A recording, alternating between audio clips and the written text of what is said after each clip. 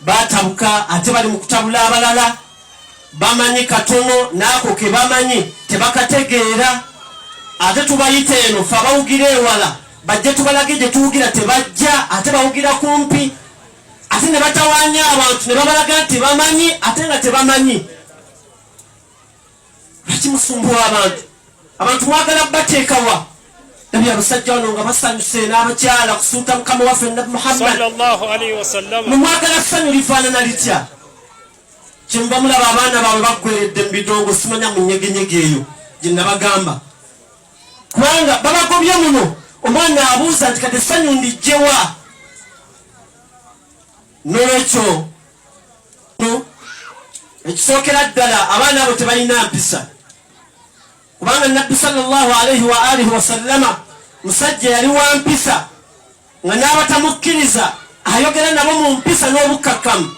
Nibona abaana tebalina mpisa oba obasinga emyaka oba basinga okumanya yakujolonganga bwayagala bwatyo kubanga ewaabwe tebabasomesaayo mpisa baba batuma kujja kwonoona busiraamu. Kati ye tasaba oba obusiraamu buswadde ye tasaba kasitaba nga ali ku ddiiru yafuna omusaala gwe tafaayo yenga obusiraamu ne bye twogera tulina kusooka kwegendereza ani gwensiramu. Abaana omwana oyo n'agamba nti kyetaliika musajja mulimba seeka alina ebigambo byayogera mu kidaala eyo lumu n'agamba nti nabbi sallallahu alaihi wa alihi wasallama yagamba omuntu asoma suratu Yasin ku kabbuli y'omuntu ayafa Allah tabaraka wa ta'ala amuwe empeera zeyo sura oyo ali mu kabbuli ate noona asomye naye Allah naye n'amuwa empeera ze.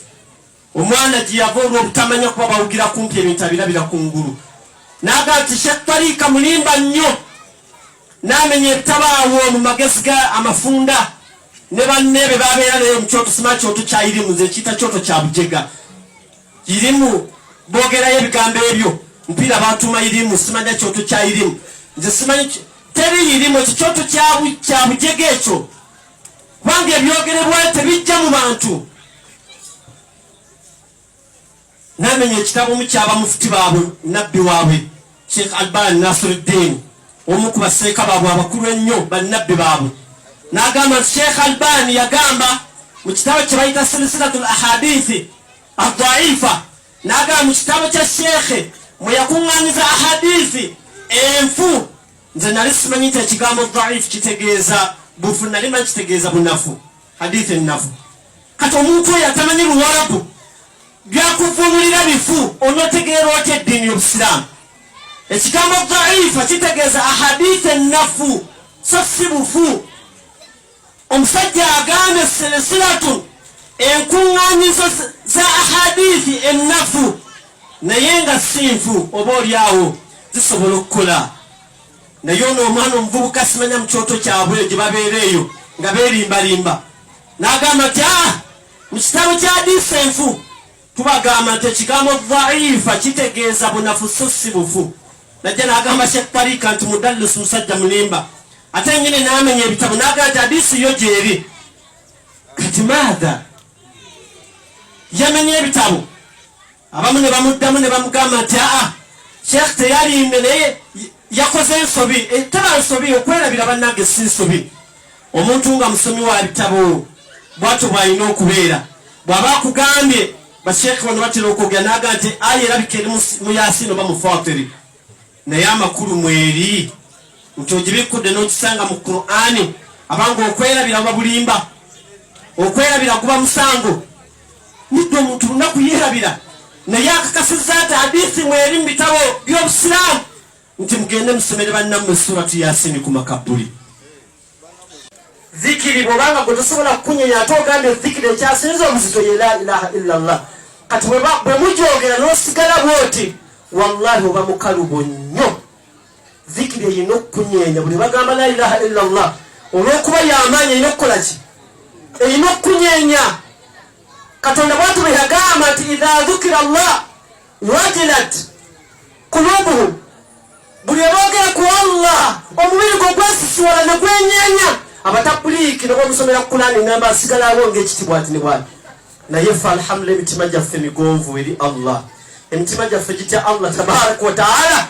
Ffe boogera boogeze subhanallah subhanallah ne bombiri gwange ne guddeno alhamdulillah ne banizeno ngabo muna bempo bwenyenyo mutine ebikola so bwesto azkari basino batwala omuntu ayogera ku Allah tabarak wa taala azkari zino kunyenya na yabo abasajja abo bagumunyo wallahi bagumunyo ate omuntu omugumu ennyo nga wa mutima mugumu tomusuubira kutya Allah tabarak wa taala imani zaabwe zakajanja ربنا تقبل منا إنك أنت السميع العليم وتوب علينا مولانا إنك أنت التواب الرحيم اللهم اغفر لحينا وميتنا وشاهدنا وكبيرنا وذكرنا وأنثانا اللهم ارزقنا توفيق الطاعة وبعد المعصية وصدق النية وإعرفان الحرمة وأكرمنا بالهدى والاستقامة وسدد ألسنتنا بالصواب والحكمة واملأ قلوبنا بالعلم والمعرفة